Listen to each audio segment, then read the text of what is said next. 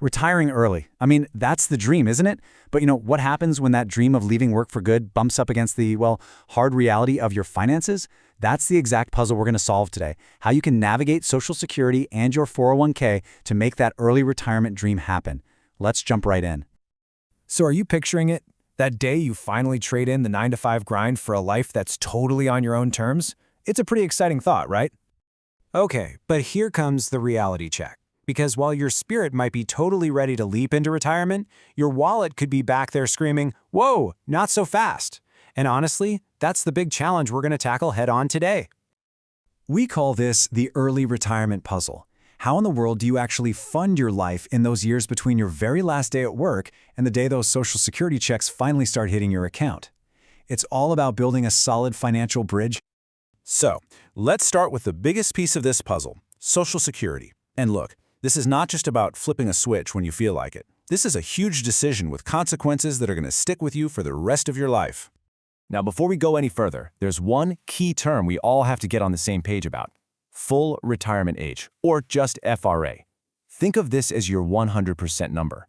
It's the age, usually 67 for anyone born in 1960 or later, when you're entitled to every single penny of the benefit you've earned. This chart just lays out the math perfectly. You can see the real cost of claiming early. If your full retirement age is 67, starting your benefits at age 62 means you're only getting 70% of your full amount. If you can wait until 65, that bumps up to almost 87%. And I really need to be crystal clear about this. This is not a temporary thing. That reduction you take by claiming early, it's locked in, forever. It is a permanent haircut to your monthly check for the rest of your life. Let's put some real numbers on this. Say your full benefit at age 67 is a nice round $2,000 a month. If you claim at 62, that check shrinks to just $1,400. That's a $600 difference every single month for the rest of your life. Just imagine what that adds up to over a 20 or 30-year retirement. Okay, so if waiting to claim Social Security is so important, how do you pay your bills in the meantime? This is where that income bridge we talked about comes into play. So let's look at 3 really practical ways you can tap into your own retirement funds to cover that gap. All right, here are 2 powerful but very different strategies. First up is the rule of 55. It's simple. If you leave your job in the year you turn 55 or later, you can take withdrawals from that specific company's 401k without that nasty 10% penalty. It's awesome for flexibility. On the other hand, you've got something called 72T payments. It stands for Substantially Equal Periodic Payments. Don't worry about the name. All you need to know is this gives you a predictable, steady income stream from an IRA. But, and this is a big but, the rules are incredibly strict. And then there's a third option that is just beautifully simple: your Roth IRA. The magic of the Roth is that you can pull out your contributions. That's the money you actually put in yourself, anytime, for any reason, and it's completely tax-free and penalty-free.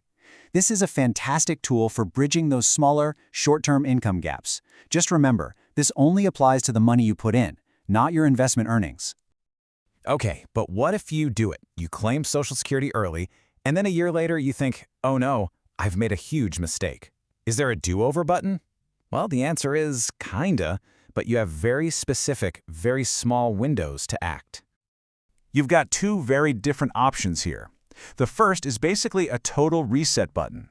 Within the first 12 months of claiming, you can withdraw your entire application. The catch? You have to pay back every single dollar you've received. It's like it never happened. Your second option is more of a pause button. Once you reach your full retirement age, you can suspend your payments. You don't have to repay anything, your benefits just stop, and they start growing again. So what if you plan to work a little bit in early retirement? This is super important. If you claim your benefits before your full retirement age, you need to know about something called the earnings test. If you earn over a certain amount each year, Social Security might temporarily hold back some of your benefits. Now, the key word is temporarily. That money isn't lost. They just recalculate your benefit at your full retirement age to give you credit for it. And the best part? Once you hit that full retirement age, the earnings limit vanishes completely. So how do we put all these pieces together? Well, it's time to talk about making your choice. Because at the end of the day, this isn't just a math problem. It's about you crafting your own personal retirement story. Look, this decision goes way beyond what a calculator can tell you. You have to ask yourself the real questions. What's my health like? My family's life expectancy? Will a spouse need my survivor benefits later? Do I actually have enough saved up to build that bridge? And here's the big one for early retirees. How am I going to cover health care before Medicare kicks in at 65? And really, that brings us to the final thought here. We've looked at all the trade-offs, we've looked at the tools you can use. Now it's about putting those pieces together to design the path that is uniquely yours. So I'll leave you with this. What does your financial bridge to retirement look like?